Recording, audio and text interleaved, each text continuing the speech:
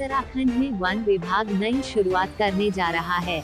One मंत्री सुबोध उनियाल की माने तो वन विभाग स्कूलों और विभिन्न विभागों के माध्यम से जंगलों में फलदार वृक्ष लगाने की कवायद कर रहा है। इस बार विभाग में वृक्ष लगाने के बाद विभागों की भी जिम्मेदारी तय कर दी है। वन मंत्री ने कहा कि जिस विभाग के द्वारा जिस क्षेत्र में वृक्ष लगाए जाएंगे उस क्षेत्र में उन वृक्षों के संरक्षण की जिम्मेदारी भी उसी विभाग की होगी और उस फॉरेस्ट एरिया का नाम भी उसी विभाग के नाम पर रख दिया जाएगा। वन मंत्री ने कहा कि इस तरह के से विभागों में भी और आम जनता में भी जंगलों के संरक्षण को लेकर उनके संवर्धन को लेकर जागरूकता फैलेगी और लोग अपनी जिम्मेदारी समझ पाएंगे। रिपोर्ट मोनू राजपूत, देहरादून। विभागों के और स्कूलों के माध्यम से बहुत मैसिव प्लांटेशन की रनिंग पर काम कर रहे हैं, जिसके तहत जंगलों में फलदार पेड़ लगाए जाएंगे और उन फलदार पेड़ों में मैंने आपसे कहा कि विभिन्न विभागों के माध्यम से इसको करेंगे ताकि वो विभाग जो है वो इनके साल भर तक इनकी मॉनिटरिंग भी करें ताकि पेड़ों का जीवित रखा जा सके। और इसके लिए हमने एक अभी ये इसका इस बोर्ड की बैठक का मतलब नहीं था, लेकिन हम लोगों ने निर्णय लिया है कि मसलन अगर हम राजस्व विभाग को पेड़ सौंपेंगे तो राजस्व विभाग को जो पर्टिकुलर पैच हम फॉरेस्ट से देंगे उस वन का नाम राजस्व वन होगा, जो पुलिस विभाग को देंगे उसका नाम पुलिस वन होगा, जो बच्चों को देंगे उसका नाम मेरा वन होगा, ताकि लोगों की क्यूरियोसिटी बने रहे और लोग जो उनके द्वारा पेड़ लगाएंगे उनको सुरक्षित भी रखें। बरसात के मौसम में जब जंगल भयावह हो जाते हैं और वहां जाना खतरों से खाली नहीं होता है, तब भी वन विभाग इन जंगलों में अपनी गश्त जारी रखेगा और जंगली जानवरों को बचाने का काम करेगा।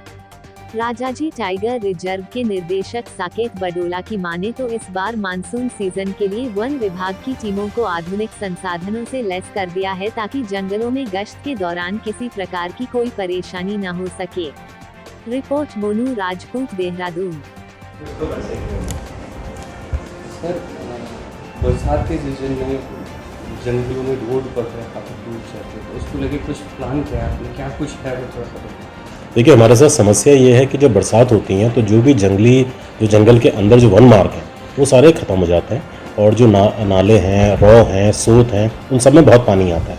तो इसीलिए हमारे जो कर्मचारी हैं उनका भी जंगल में जाना, गश्त के लिए जाना बड़ा मुश्किल हो जाता है अगर वो गाड़ी से जा रहे हैं। तो इसीलिए जो बरसात का टाइम है उसमें हम ऑपरेशन मानसून चलाते हैं।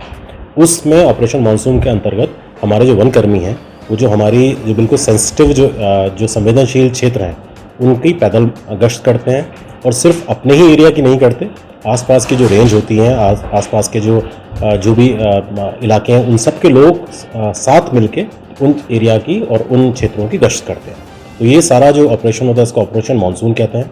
इसकी तैयारी हम मानसून शुरू होने से पहले ही कर लेते हैं, जिसमें कि चाहे कर्मचारियों के लिए जूते देने, उनके लिए बरसात के जो बरसाती या कोई कोट है, रेन कोट देना, वो सब शामिल होता है। उनके लिए राशन कई जगह पहुंचाया जाता है क्योंकि वहां तक बाद में पहुंचना बहुत दूभर हो जाता है।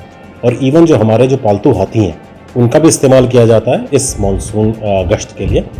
ये ऑपरेशन मानसून का जो शुरुआत है वो 15 जून से हो जाती है और अभी हमने जो पिछला संडे था उस दिन हमने इसकी शुरुआत राजाजी टाइगर रिजर्व के अलग अलग एरिया से की, जहाँ पर कि हमारे जो अलग अलग रेंज के लोग थे वो छोटी छोटी टीमें बना के अपने एरिया को स्कैन करते हुए हम लोग एक जगह पर मिले, जहाँ पर हमने उनसे पूछा भी कि कौन कौन से एरिया में उन्होंने क्या देखा, कहाँ पर खतरे उन्होंने महसूस किए, कहाँ पर वन जीवों की सुरक्षा के लिए आगे क्या किया जाना चाहिए। इस पर भी हमारी फील्ड में उस पर हमने वहीं पर बात की। इसकी जो मानसून गश्त थी उसका नेतृत्व मैंने खुद किया और मेरे साथ जो मेरे उपनिदेशक हैं उन्होंने अपने अलग अलग टीमों का संचालन किया। तो इस तरह से ऑपरेशन मानसून की शुरुआत राजाजी टाइगर रिजर्व में हो गई है और हमें उम्मीद है कि हम बरसात के दिनों में भी जब हमारा जैसे मैंने कहा कि उन वन क्षेत्रों में जाना मुश्किल हो जाता है, तभी भी हमारे कर्मचारी वहाँ पर बहुत अच्छी गश्त करेंगे और वन्य जीव की सुरक्षा के लिए जो सब हो सकता होगा वो करेंगे। धन्यवाद।